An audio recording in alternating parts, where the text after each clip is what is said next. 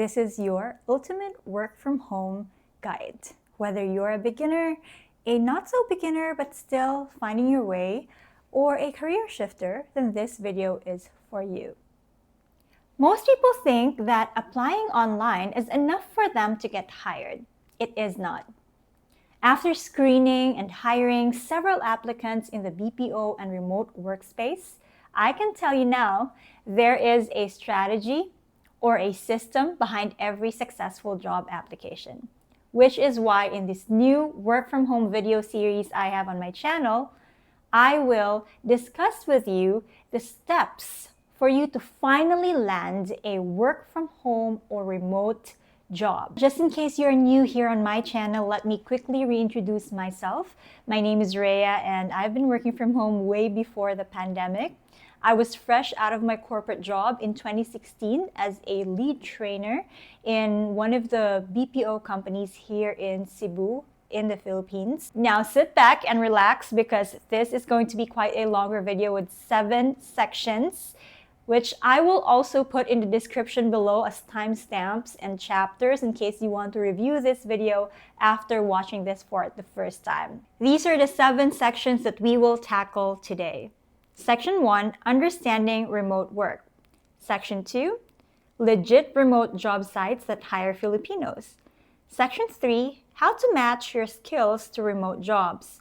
Section 4, how to apply and get hired. Section 5, red flags to avoid. Section 6, essential equipment checklist. And Section 7, your 30-day remote job game plan. Before you apply, let's get clear on what remote work looks like today. In the Philippines, there are 3 main types of remote workers. The first one is a full-time employee, next is a freelancer, and third is an independent contractor. So let's take a look at each one of these so that you'll know which one you want to pursue or which one you want to consider.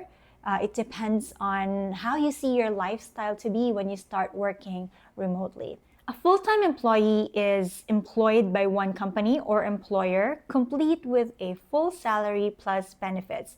You can be hired in-house or directly by a company or by an agency. You will also get automatic tax deductions and government benefits every payday or cut-off. Your employment will likely say you're not allowed to work for another company or employer or have side gigs. This type of arrangement also means you're in an 8-hour job or more if you're allowed or required to have overtime, and you are protected by Philippine labor laws. You can also actually be a part-time employee if that's what you want or if your company allows that. Then it's also okay. But for the sake of discussion, then we're going to use the full-time employee as an example. A freelancer, on the other hand, is when you are not employed by a company or employer full-time. You are free to work with different clients, most likely at your own time or at an arranged time with your client. Essentially, you're also an independent contractor offering your services to clients. Most of the time with this arrangement, you are paid in full once the job is done, and usually you send the invoice so you can get paid. The client will not pay your government benefits or insurance. You pay your own. You also pay your own taxes. I also have a detailed explanation of being a freelancer and how you can start in another video series called Call Center to Freelancer. Feel free to check it out after this video if you are interested. The third one is the independent contractor. This arrangement became popular because there are international clients directly hiring from the Philippines who want to give their team members the stability of a full-time employee. But their company is not registered here in the Philippines. Most likely, they're operating in an international location and hiring here from our country. Most of the time, your arrangement is like that of a full-time employee, but you're not really protected by Philippine labor laws, since again, you're not employed by a Philippine registered company. If you still have more questions about the 3 main types of remote workers, again, you can leave your comments below and we will discuss it. Another thing that you will need to understand is the different types of work arrangements that you may encounter while working remotely or from home. So we have asynchronous, hybrid, and in the aspect of payroll or compensation, we have contract versus salaried remote worker. Asynchronous work means that people or you don't have to work at the same time. Instead of being online together, you can do tasks and reply to messages when it works best for you. This is perfect for remote teams in different time zones. Hybrid setup, on the other hand, is a work arrangement where employees or you split your time between working from home and going to the office. It's a mix of remote work and on-site work. Contract means you're hired for a specific job or period, often with no company benefits. You usually get paid per hour or per project. If you're salaried, you are a regular employee with a steady monthly pay and benefits like health insurance, paid leaves, and a whole lot more. Now, if you're a complete beginner, to give you an idea, the different types of work that remote workers here in the Philippines usually take include virtual assistants or VA. I'm pretty sure you've heard about that because that's one of the most popular ones. Then we have content creation. That includes content writing, video editing, creating graphics for social media profiles or accounts, or newsletters. We also have customer service. That's very popular. Could be voice or chat support. Then we have web development, user interface, and we also have a lot of specialized roles or jobs, which can include accounting, management, anything in healthcare and finance or technology. So there's really a lot of opportunities for you when you start working remotely. It's really just a matter of looking at where you want to fit best. Now, in terms of salary or pay and compensation, most entry-level jobs would usually start at 20,000 pesos per month.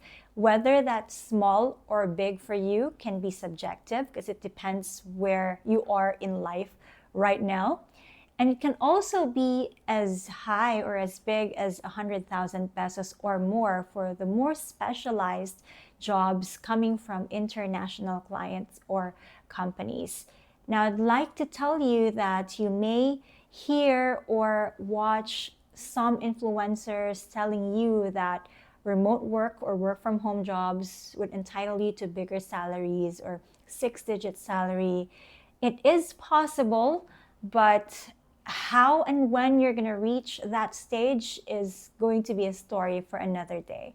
It's not going to be easy, but again, you can get there if you work your way to the top and you're smart about the steps you will go through.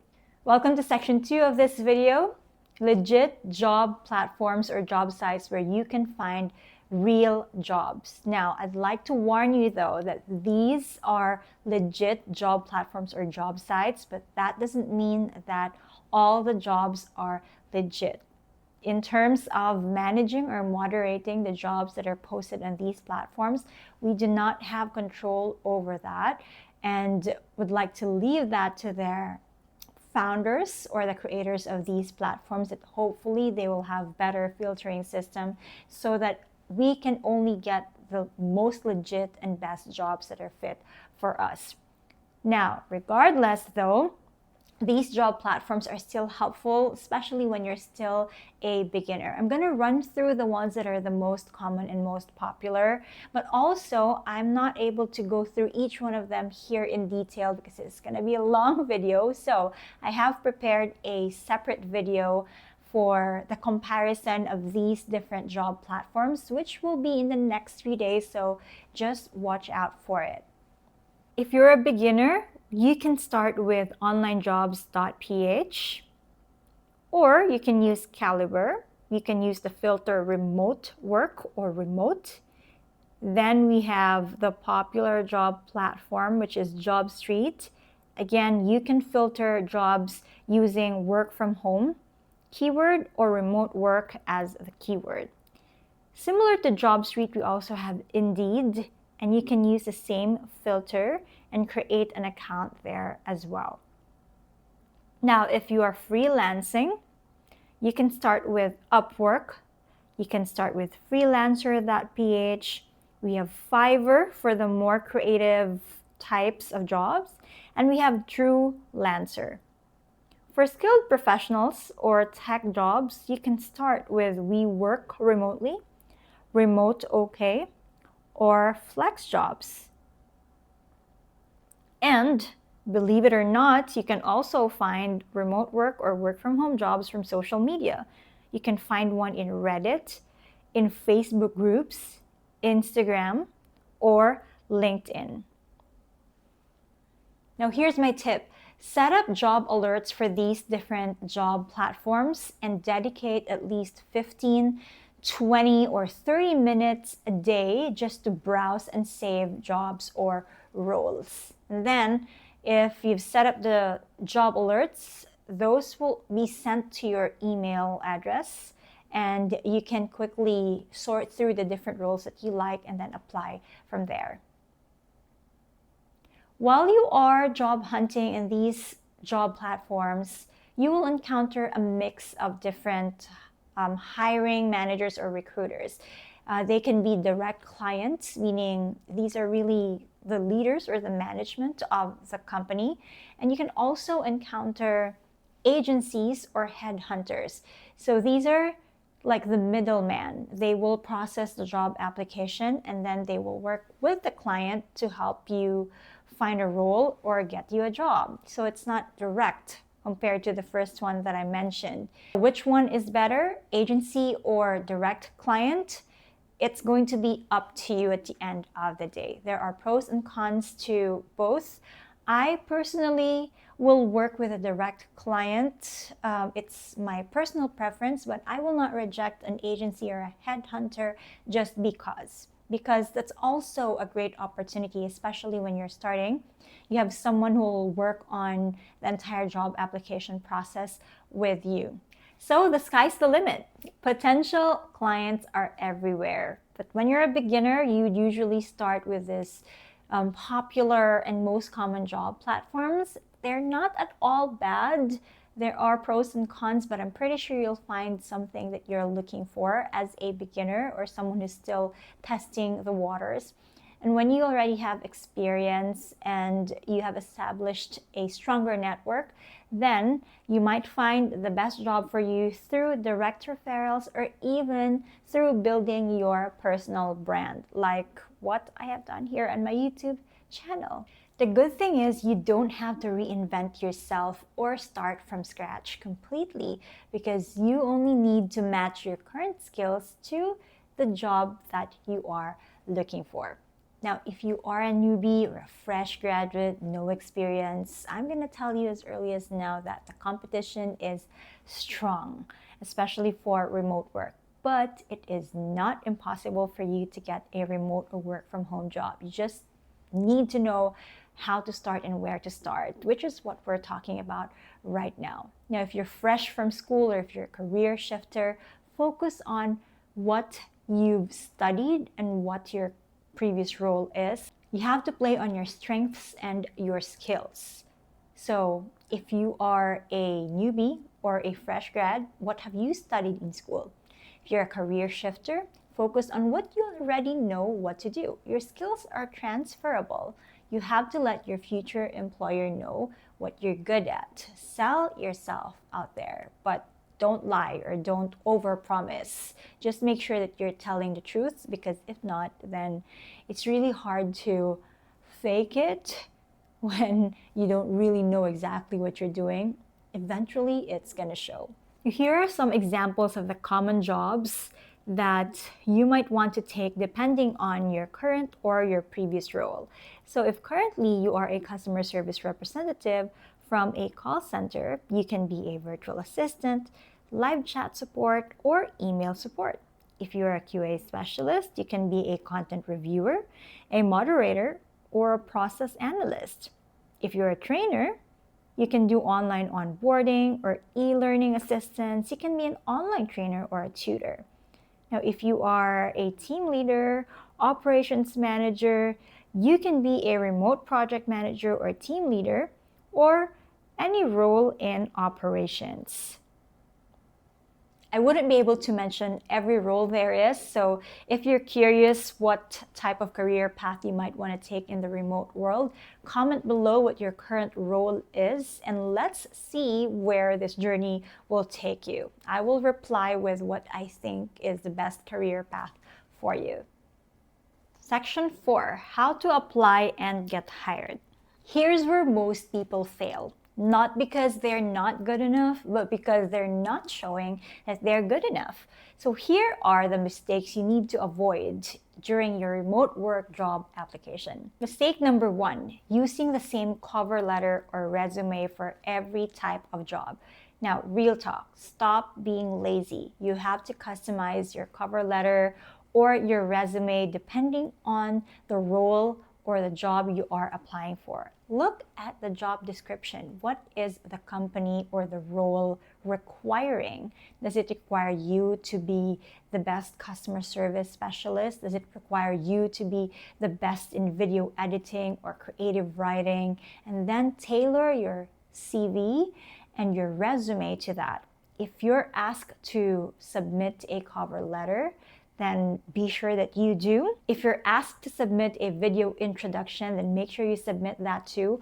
I understand there are a lot of experienced remote workers who do not usually like to submit video introduction or video interviews, and I understand that. It's their preference, but if the role or the job is something that you really like, you have to give your all. So if they ask for a video interview or a video introduction, then it's best to submit it and do your best in it, because that might be the chance that you are waiting for. Most of the time, employers will take a look at the candidates or applicants who actually took their time or made an effort to submit something that a lot of people would not want to do, like making a video because it's uncomfortable or it just takes so much time.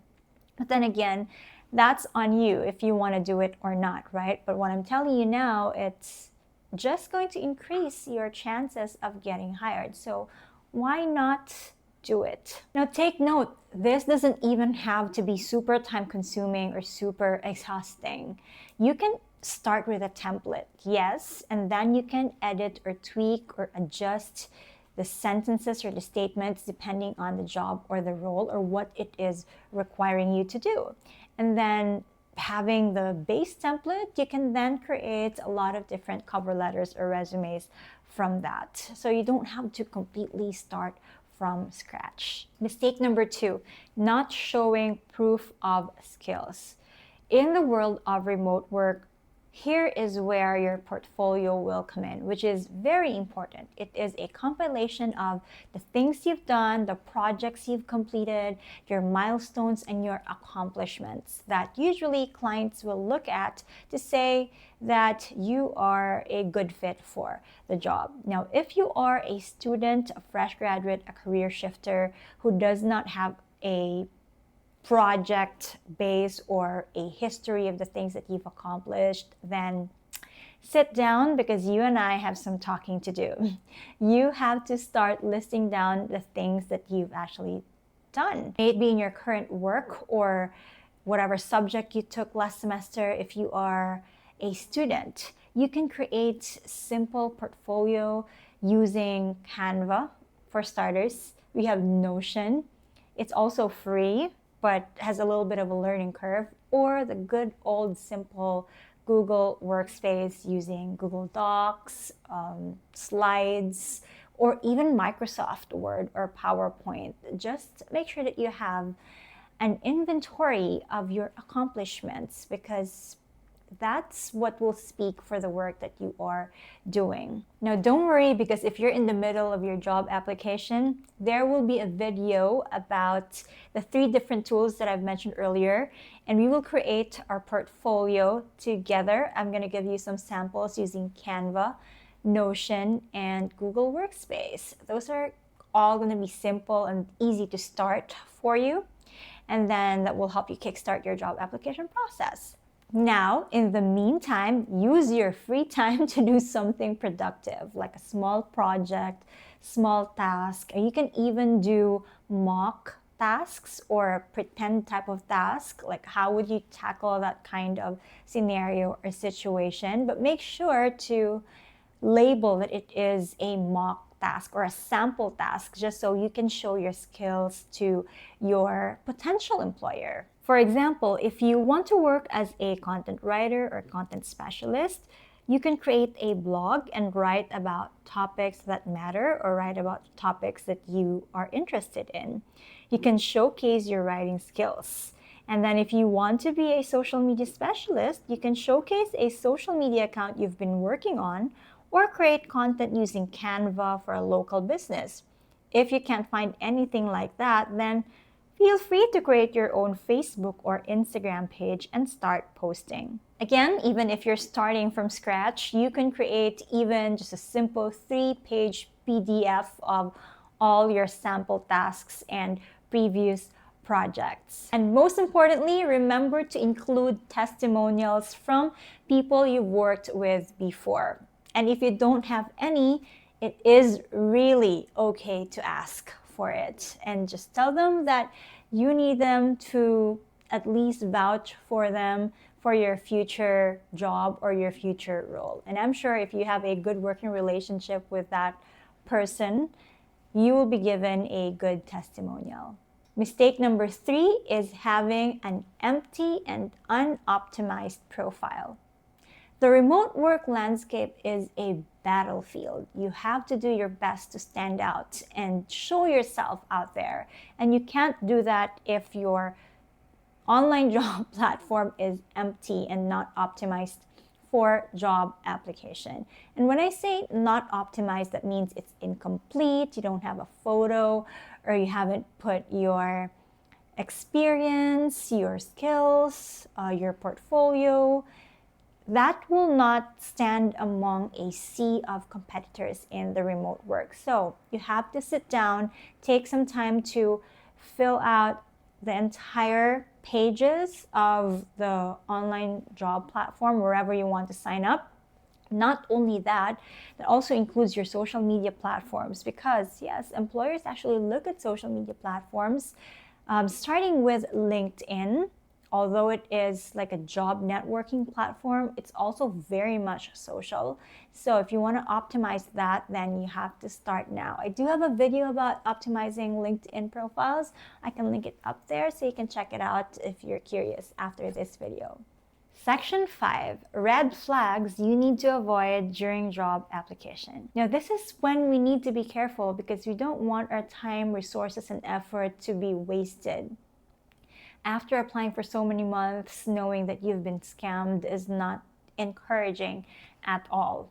And I've seen so many people get scammed. So in this section, I'm going to tell you some of the most common job scams, but I'm also going to have a separate video about this that will talk about each scam in detail, also with examples from different communities, so you can be aware of what you're dealing with. The first common scam is asking for upfront payment or asking you to pay before you get the job or get paid. Now, seriously, this is very, very common, but a lot of people still fall into this trap. No company should ever ask you for payment or for money for you to get hired. And you will not necessarily notice it because they will not directly ask you for money. Some of them will trick you into paying something because maybe that will make your job easier, or some will even tell you that they're working as a middleman or as a kind of like a processor or a fixer, if you want to call it that way. Then again, that's still not the way to go. So no upfront payment, no payment ever when you are looking for a job. Number 2, no company name or website, no online presence, or they're not using a domain email to contact you. Well, to be fair, there might be people who are part of a startup who might not have set up their domain email address just yet, simply because they're very new and they are going to set it up later. But They still want to talk to you as early as possible. So when I say domain email, just in case you're not familiar with that, that's just using the company name. For example, if my company name is called Rhea Ninja, then my email could be like apply@rheaninja.com, not apply@gmail.com. So if I'm a serious company offering you a role or a job, then I should be using my domain email, which is apply@rheaninja.com. So that's usually the common thing when you're applying for a job. You have to look at their presence, check their online footprint, social media accounts. Are they on LinkedIn? Do they have a website? Even though their website is not yet complete or have not been fully filled out yet, because when you're working remotely, there are a lot of startups that might already have the budget to hire, but does not really want to prioritize having a fancy website just yet because they want to save their money for something else. So those things you also have to consider. Next, they promise too good to be true salaries for entry-level tasks. The best thing you can do is search online for the market rate for that particular job or role. If you're an entry-level job searcher, meaning you're very new and that job is like at the start of the career path, then it's highly likely you will not be given a huge amount of salary. It should be reasonable for that particular type of role. And how do you know it's reasonable? Well, you have to do your own research. Again, as I've said earlier, check it out online or ask your community, ask different forums, legit Facebook groups, and you'll have a benchmark of the salary for that particular job. And of course, you will always encounter salaries that are blown up. For example, if you're starting and the job is very simple and you're offered a 6-digit salary right away, then you might say like it's a too good to be true salary. So you have to do your due diligence and see if that's actually legit or if that's actually true. Next type of scam is asking to contact you outside of the job platform or bringing the conversation outside of the job platform. So based on experience, onlinejobs.ph or Upwork and other online job sites or platforms would usually advise you to talk to that client or the person hiring you inside their platform, because that way you are protected because the conversation happened there. But once that client says, can you contact me on Telegram? Can you contact me on Facebook Messenger or Instagram or email or WhatsApp? Then you are being brought outside that platform so that you can talk separately. And that is not monitored or that is not already covered or protected by the platform that you're in. And that's also when a lot of scams happen. So you have to be careful about that, especially when you're a beginner and you can't afford to lose anything. Just stick to communicating or messaging that client inside the platform, because if something bad happens, at least you can report that client to the job site or the platform. And the last thing that I'm going to say in this section is when you get random Viber, WhatsApp, or text messages without any context, then that is highly likely a scam. So again, the best thing you can do is to research about this particular company. And if you don't feel good about the text or the message, then you're probably right. There must be something shady or not good about this text or this message. So better not reply anymore and never ever click those links that are sent to you. A lot of people say yes, they know what to do in these situations, but a lot of people still fall into this trap. So be careful.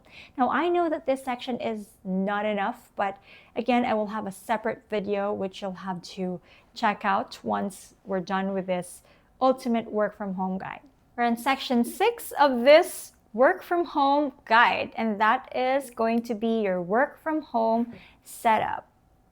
Since you're only starting, then I'm assuming you are still testing the waters. You don't have to go super fancy with your setup, really. I started with just a basic laptop, a laptop or a computer that can handle, let's just say 5 to 10 tabs without it lagging or freezing, can handle basic tools, which I'm going to enumerate later on. And when you start it up, it doesn't freeze, then you should be good. But then again, it all still depends on the type of role you are going to take, because if it's only simple data entry or only simple VA tasks, then that will do. But eventually when your role gets more complex, you might have to do video editing, or you might have to download several different apps from the clients, and you might need a computer or a laptop that has higher or bigger or more high-end specs. So I'm going to tell you the essential equipment checklist in this section. First, reliable internet connection and backup solutions. Second, computer or laptop with minimum requirements for remote work. Third, webcam and microphone for professional video calls. Fourth, lighting setup for clear video appearance. Now, this is not a super duper requirement. It can be bought later on if your job is not going to be client facing. Number 5, ergonomic seating and desk arrangement. Now, I mentioned earlier, it depends on the role that you are going to take. So the lighting setup, for example, that might be essential for people who are client-facing, because you have to be presentable and you have to be your best self when you're communicating with clients. You are the frontliner. So if it requires you to do video calls, then lighting is a must for me. So if you don't always have natural lighting, then simple fill light in front of you is going to make such a big difference. Primary internet requirements: minimum speed 25 Mbps download, 5 Mbps upload for video calls. Recommended speed 50 Mbps download, 10 Mbps upload for multiple devices. Latency under 50 ms for smooth video conferencing. Essential backup solutions: pocket Wi-Fi device can cost 2,000 to 4,000 pesos one time. You have Globe Pocket Wi-Fi, Smart Bro Pocket Wi-Fi, or you can use any pocket Wi-Fi during primary internet outages. Mobile hotspot, you can use your smartphone as a backup. You have Globe Go Surf, Smart Giga, keep a separate data plan for emergencies. You can also have a UPS or uninterruptible power supply that can cost 3,000 pesos to 8,000 pesos. You can have APC-backed UPS 650 VA for 4,500. You have 30 minutes backup. And this will be enough to protect your equipment from power surges and outages. Best thing you can do when you're starting: don't overspend on the specs that you don't need. For basic remote work, which includes virtual assistants, data entry, and customer service, you can have an Intel i3 or AMD Ryzen 3 minimum for the processor, 8 gig, and can start with 4 gig, but you have to upgrade soon for the RAM, storage of 256 gig SSD, much faster than HDD, operating system of Windows 10 or 11, make it 11, or Mac OS. Budget can be around 25,000 pesos or 35,000 pesos if it's new, and something that's used can be 15,000 to 25,000 pesos. Intermediate remote work: you can do social media or content creation with this. So processor, Intel i5 or AMD Ryzen 5. RAM is 16 gig, essential for multitasking. Storage 512 gig SSD. Graphics, integrated graphics is sufficient. Budget is around 40,000 to 60,000 pesos new, or 25,000 to 40,000 pesos used. Next, advanced remote work. Could be video editing, design, or development. Processor can be Intel i7 or AMD Ryzen 7. RAM is 32 gig recommended. Storage 1 terabyte SSD. Graphics, dedicated GPU or GTX 1650 or better. Budget can be 70,000 pesos or 120,000 pesos. Webcam requirements: resolution minimum of 1080p. 720p is acceptable for a budget, but again, for client-facing roles, make sure your face is clear. Frame rate 30 FPS is the standard. Autofocus, essential for professional appearance, and low light performance, essential for Philippines lighting conditions. So remember your natural lighting. Low light performance, consider your location or where your station or home office will be located. Budget webcam options, you can have Logitech C270 for 1,500 to 2,000 pesos, 720p, basic but reliable. Logitech C920, 35 to 45 pesos, 1080p, industry standard. Logitech C922, 4,500 to 6,000 pesos, 1080p, and has better low light capability. For microphone essentials, you can use a USB condenser microphone, which is the easiest setup. Make sure the pickup pattern is cardioid, reduces background noise. Frequency response 50 Hz to 15 kilohertz minimum. And for budget microphone options, you have Samsung Go Mic for 2,500 to 3,500. You can use this as a clip-on, so it's very portable. Audio Technica ATR 2100X USB for 4,500 to 6,000 pesos. Professional quality. Blue Yeti Nano, 5,000 to 7,000 pesos. It's a popular choice, also good quality, but can be on the higher end. Pro tips for webcam. Position your webcam at eye level. You can use books or stand. Your microphone should be 6 to 8 inches from your mouth. Then test your audio or your video before important calls and use headphones to prevent echo.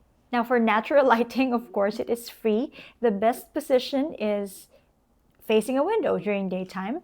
Now remember to avoid direct sunlight because it's too harsh and creates shadows.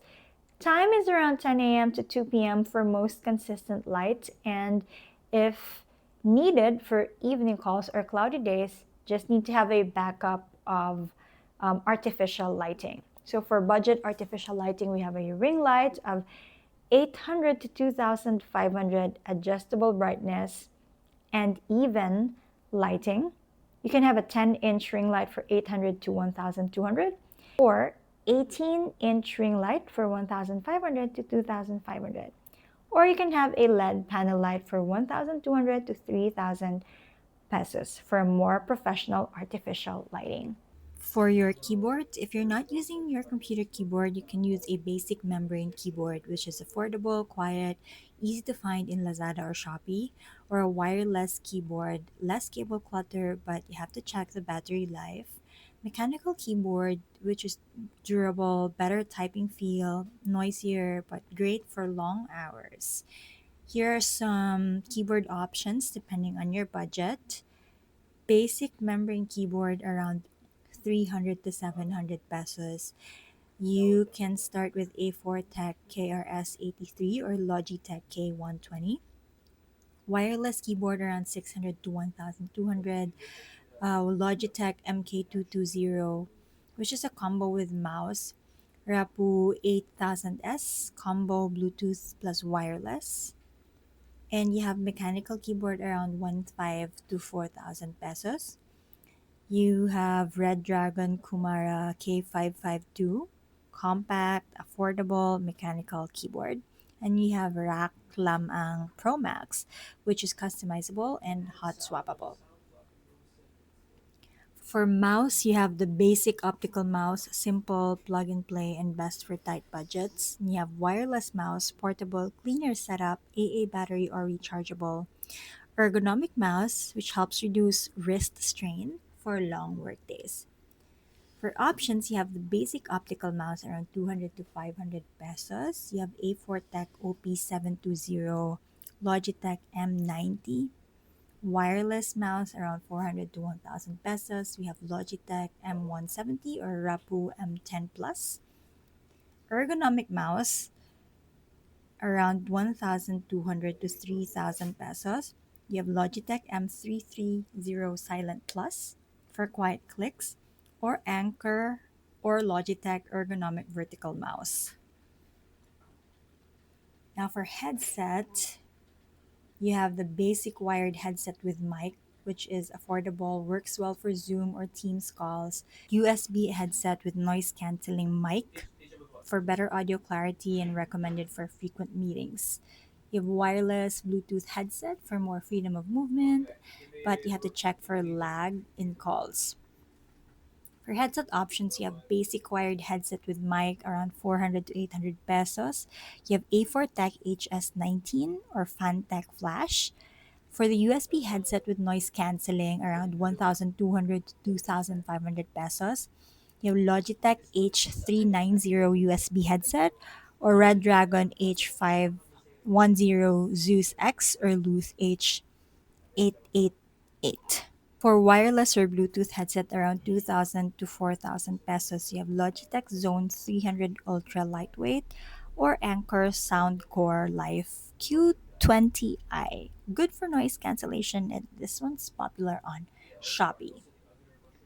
That's quite a lot of enumeration, but I can go ahead and link all of the products that I've mentioned in the description below. But also feel free to try other products if you like. The ones that I've mentioned and enumerated are just my suggestions. And I'm also going to add some more that I have used in the description below so you can shop it from anywhere you like. But the ones below are from Shopee because that's where I always shop my gadgets and work from home setup. So again, feel free to shop when you have the budget. Section 7, the last but not the least, your 30-day remote work game plan. Before we end this video, let's build your 30-day remote work roadmap or game plan so you have something to do right after this video while waiting for the next videos in my work from home video series.